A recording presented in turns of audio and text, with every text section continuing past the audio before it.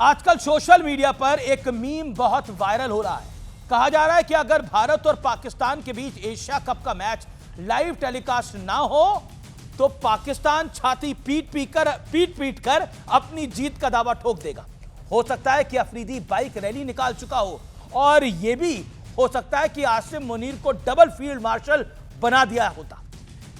यह तो इतने निकम्मे हैं कि उस ऑपरेशन सिंदूर को झुठलाने की कोशिश आज तक कर रहे हैं, जिसकी कामयाबी की कहानी विदेशी एजेंसियां भी कह रही है और अब तो निर्लज पाकिस्तानी भी मान रहे हैं। और निर्लज पाकिस्तानी एक और नए झूठ के साथ मैदान में कूद पड़े। एशिया कप में जब भारत से हारे तो उन्हें बहुत गुस्सा आया होगा, लेकिन वो हमारा कुछ बिगाड़ नहीं सकते थे, तो मैच रेफरी एंडी पायक्रॉफ्ट के पीछे पड़ गए। कहने लगे कि ये वाला रेफरी हमारे साथ भेदभाव करता है, इसे अगले मैच से हटाओ नहीं तो हम नहीं खेलेंगे। फिर बोले रेफरी को नहीं हटाया तो यूएई के साथ मैच नहीं खेलेंगे।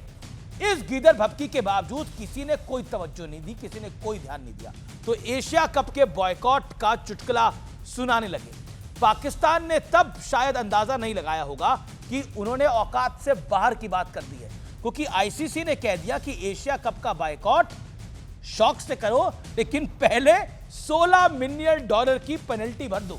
बस यही था पाकिस्तान का ढोल पकड़ने के लिए काफी। यानी भारत के करीब 1 अरब 33 करोड़ 60 लाख रुपए और पाकिस्तान के 45 अरब रुपए।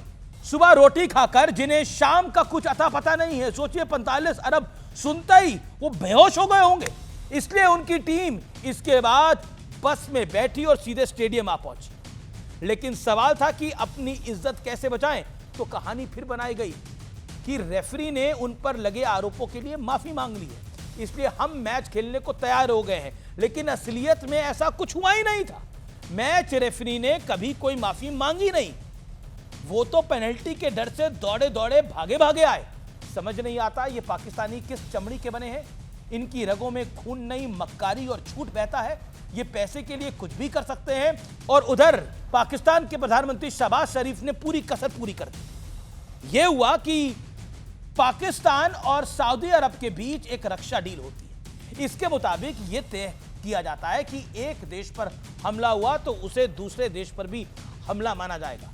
डील डन होते ही पाकिस्तानी फूले नहीं समाते। वैसे गर्व करने वाली बात भी है, आखिरकार ओरिजिनल्स ने फोटो के लिए ही सही कम से कम एक बार गले तो लगा लिया, नहीं तो जिंदगी बीत गई मुहाजिर वाला संबोधन सुनते सुनते। अब सोचिए, समझ गए ना ओरिजिनल और मुहाजिर वाली गेम क्या है। देश सोचिए, जो देश अपनी सुरक्षा नहीं कर सकता, भारत से अपने वायुसेना station, fighter jets, air defence system, पालतू आतंकियों की से नहीं बचा सकता, वो किसी और की रक्षा क्या करेगा। हालांकि डील सील होते ही झूठ की दुकान यानी पाकिस्तान के फर्जीवाले की सच्चाई सामने आ गई।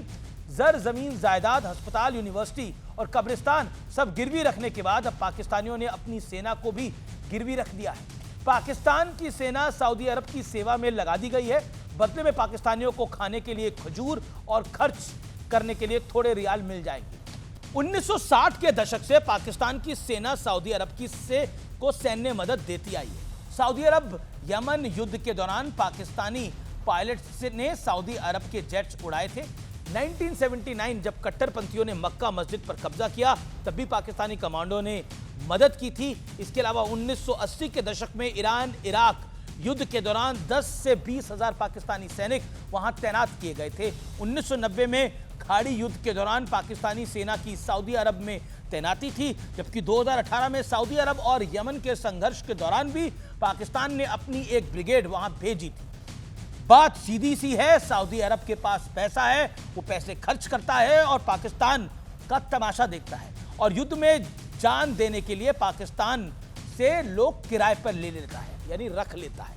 यह समझौता इससे ज्यादा और कुछ भी नहीं है। जबकि भारत सऊदी अरब स्ट्रैटेजिक और बिजनेस पार्टनर है। सऊदी अरब पीएम मोदी को अपने सर्वोच्च सम्मान से नवाज चुका है। सऊदी अरब और Bharat India middle east Europe corridor के दो सबसे इंपॉर्टेंट अहम साझेदार हैं। और हां, पाकिस्तान इस कॉरिडोर का हिस्सा नहीं है, क्योंकि पार्टनर और हाउस हेल्प में फर्क होता है। बाकी पाकिस्तानी खुश हैं और वो खुश रहे। वैसे रविवार आ रहा है, एशिया कप में फिर पाकिस्तान को उतरना है और पाकिस्तान को पिटना है। सोचा बता दूं, खुशी के सिर्फ 2 ही दिन अब बाकी है।